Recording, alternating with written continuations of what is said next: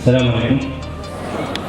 نشكر الذين سبقونا اليوم في ويكي ستيج غدا كابوس.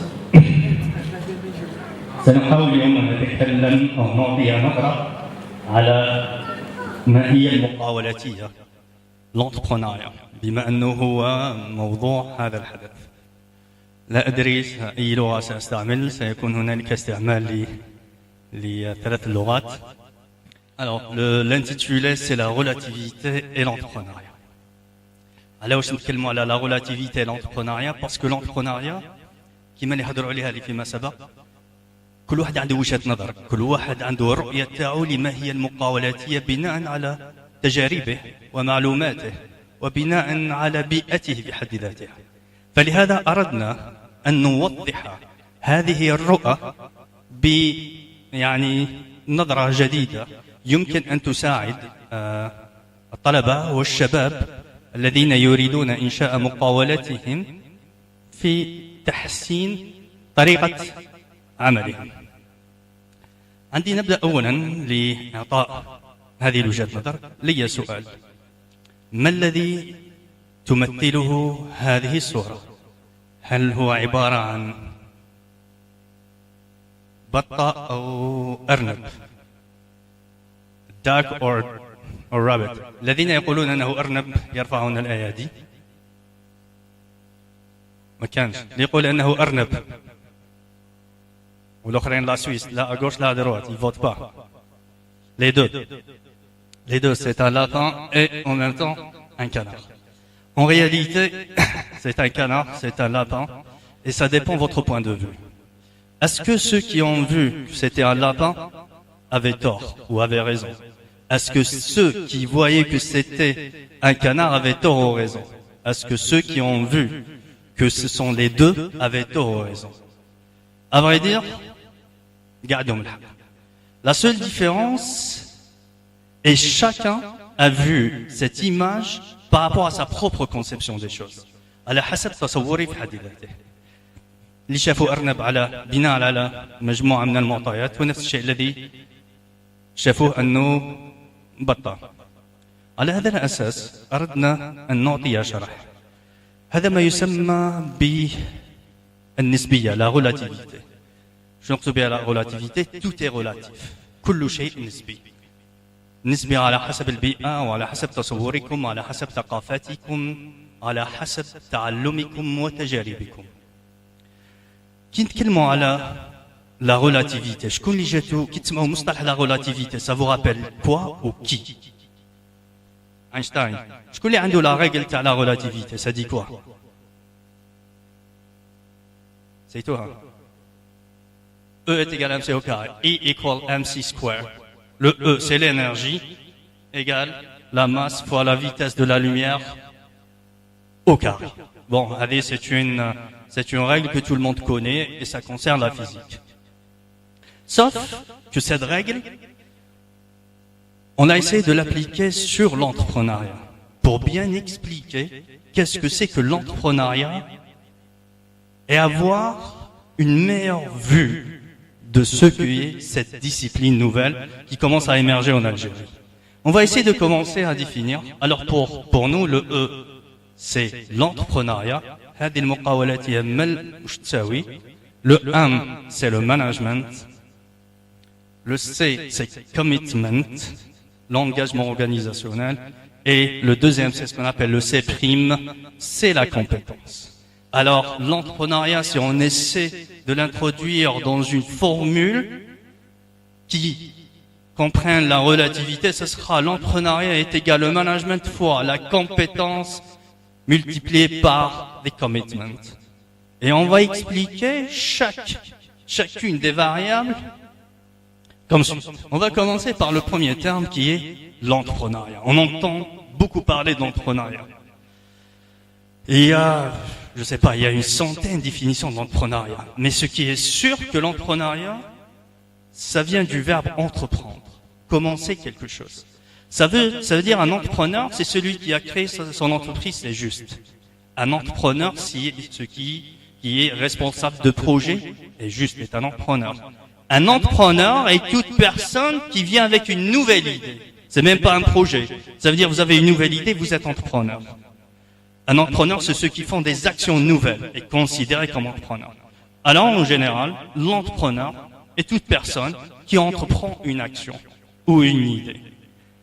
من هذا التعريف نقول أن الجميع لهم في القاعة هنا بدون استثناء مقاولين بما أنهم حضروا إلى المحاضرة اليوم ليستمعوا فهذه الحركة يعتبر جانب من المقاول إلا أن المقاول في حد ذاته لا تتوقف على هذا فالحركة أو الفكرة صعب أن تجسد وهذا ما كانوا يتكلمون عليه الزملاء فيما سبق فهناك مجموعة من الخطوات ومجموعة من الأدوات التي يمكن استعمالها لتسهيل تجسيد هذه الفكرة.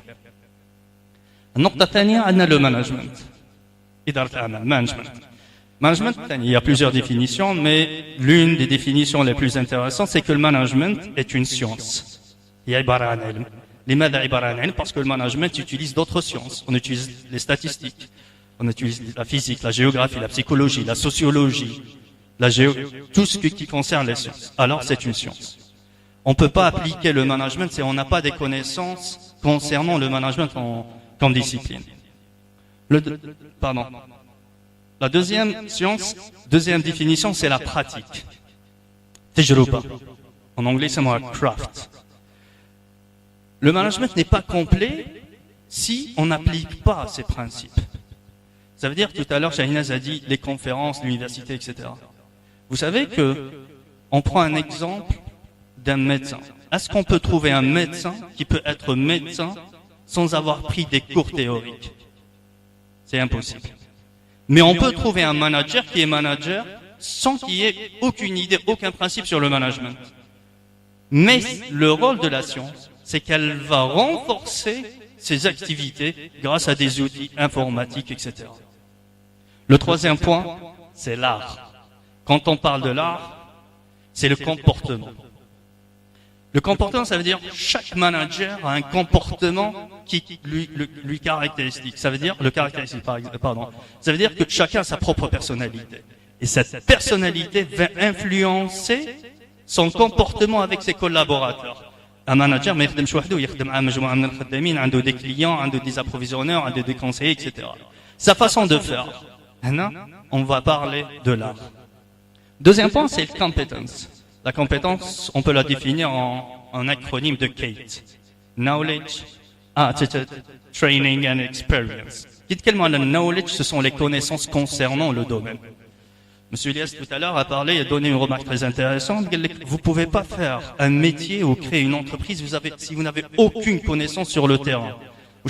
Si j'ai envie de créer une entreprise sur l'électricité, le domaine de l'électricité, je dois avoir un minimum de connaissances concernant l'électricité. Si j'ai envie de faire plomberie, je la plomberie. Si j'ai envie de faire un cabinet de consulting, je dois avoir des connaissances en consulting.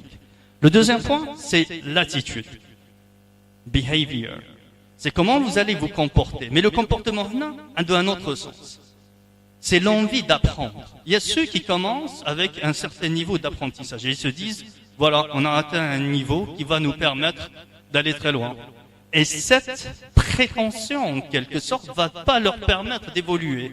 Tandis que l'idée dans la compétence, c'est qu'on évolue sans arrêt. Le troisième point, c'est training. C'est la formation. Je vais vous donner une statistique très simple. Un jeune entrepreneur aux États-Unis suit plus de 15 formations par an dans toutes disciplines confondues. La formation actuelle pour un entrepreneur est juste indispensable et elle peut être considérée comme un des piliers de l'entrepreneuriat. Et le dernier point, c'est l'expérience. Et l'expérience, on peut la définir en étant les connaissances cumulées via la pratique en elle-même. Il y a ceux qui passent 20 ans, ils n'ont rien appris. Il y a ceux qui passent 2-3 ans dans le domaine et ils acquisent une expérience, des connaissances qui vont leur permettre de vraiment de gagner du terrain. Le troisième point, c'est le commitment. Et le commitment, il y a ceux qui en parlaient auparavant, ils ont dit Gallo, why we love or the way we love the work or something like that. It has something related to love. J'aimerais bien vous raconter une petite histoire. Cette histoire concerne les jeunes entrepreneurs Ces jeunes entrepreneurs, on a essayé de parler avec quelques-uns qui ont créé leur business. Et je peux poser cette question aux jeunes entrepreneurs, que ce soit les Amhadrim Anahna ou les speakers de la. Si on leur demande, c'est quoi votre relation, décrivez la relation que vous avez avec votre entreprise, voilà votre propre business, votre propre projet. Et en général, on a une réponse très simple. Le business pour moi, c'est comme si c'était un bébé. C'est mon bébé. C'est mon bébé.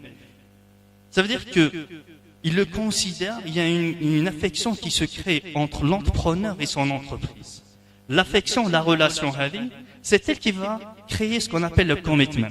N'a comme une autre information. Un manager, un responsable d'une entreprise. Vous savez qu'il ne se déconnecte jamais de son entreprise. Ça veut dire, les privés, les entrepreneurs, qui n'osent pas, ils réfléchissent, ils pensent à leur entreprise. Qui ils pensent à son entreprise. Qui il pense à son entreprise. Kingulu, il pense à son entreprise. Ça veut dire à n'importe quel moment, à n'importe quel déclencheur, ce qu'on appelle un excitant, n'importe quel déclencheur, il y a l'entreprise. Je vais utiliser ça, c'est mon entreprise. Ça pourra m'aider. Et c'est ça ce qu'on appelle le commitment. Et c'est la base. Le commitment, c'est à quel point vous passez du temps à penser, à réfléchir par rapport à votre entreprise. Il y a un speaker qui a un dicton qui fall fast and rise, I don't know, quick or. Ça veut dire, il y a toujours des difficultés. Et le commitment, c'est ça qui va diminuer l'impact de ces difficultés que vous allez rencontrer, Inch'Allah, quand vous allez créer votre propre entreprise. Pardon.